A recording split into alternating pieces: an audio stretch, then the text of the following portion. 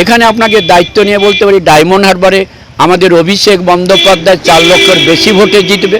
জয়নগরে প্রতিমা মণ্ডল প্রায় 3 লক্ষের অধিক ভোটে জিতবে এবং আমাদের এই মথুরাপুর তফসিল লোকসভা কেন্দ্রের যিনি প্রার্থী বাপি হালদার সেও প্রায় 3 লক্ষের কাছাকাছি ভোটে নির্বাচিত হবে।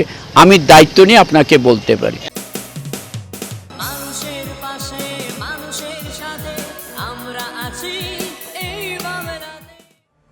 আপনারা দেখছেন সংবাদ শিরোনাম। দেখলেন তো অনেক কিছু, এবার দেখুন নতুন কিছু। একদম শেষ দফার নির্বাচন আর কয়েক ঘন্টার মধ্যেই হচ্ছে। একদম 7 দফার নির্বাচন কার দখলে দিল্লি আমরা পেয়েছি দীর্ঘদিনের তৃণমূলের সক্রিয় কর্মী, অপরদিকে রাজ্যের মন্ত্রী বঙ্কিম হাজরাকে। দাদা, একদম শেষ মুহূর্তের প্রস্তুতি, আর আজকেই প্রধানমন্ত্রীর সভা এবেলা কাকদ্বীপে। বাংলায় একাধিক সভা করতে হচ্ছে প্রধানমন্ত্রীকে। 2024-এর লড়াইটি কি অন্য মাত্রায়?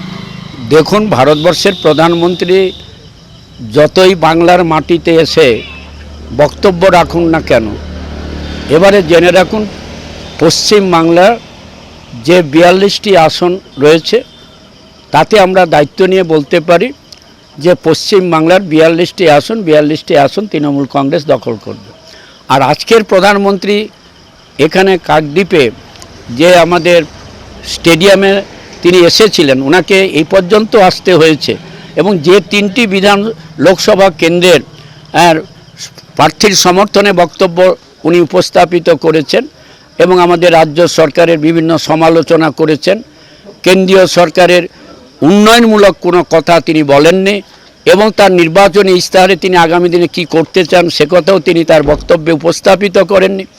কিন্তু আপনাকে দায়িত্ব নিয়ে বলতে পারি যে এখানে যে 3টি লোকসভা কেন্দ্রের প্রার্থীকে সামনে রেখে তিনি নির্বাচনের প্রচারে এসেছিলেন, প্রধানমন্ত্রীকে আজকে চলে আসতে হয়েছে আমাদের একেবারে কাকদ্বীপ প্রান্ত পর্যন্ত।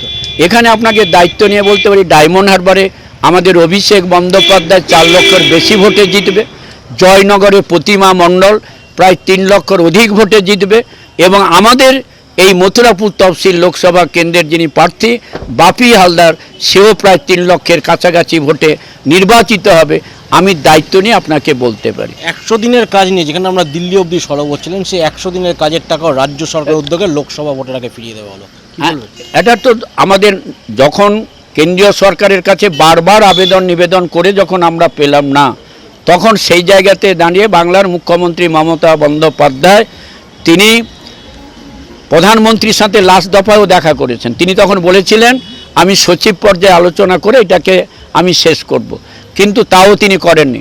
তখন বাধ্য হয়ে রাজ্য সরকার আমাদের রাজকোষাগার থেকে 6139 কোটি টাকা আমাদের যে 59 লক্ষ যারা শ্রমিক যারা কাজ করেছিল তারা 100 দিনের কাজের টাকা তাদের দিয়ে দেওয়া হয়েছে। শুধু তাই নয়, তিনি পরবর্তীকালে কর্মশ্রী একটি প্রকল্প চালু করেছেন যাতে তাদের 50 দিনের কাজ দেওয়া হয়। শুধু তাই নয়, তিনি সাথে সাথে সেটাকে বলেছে 60 দিন হলেও হতে পারে।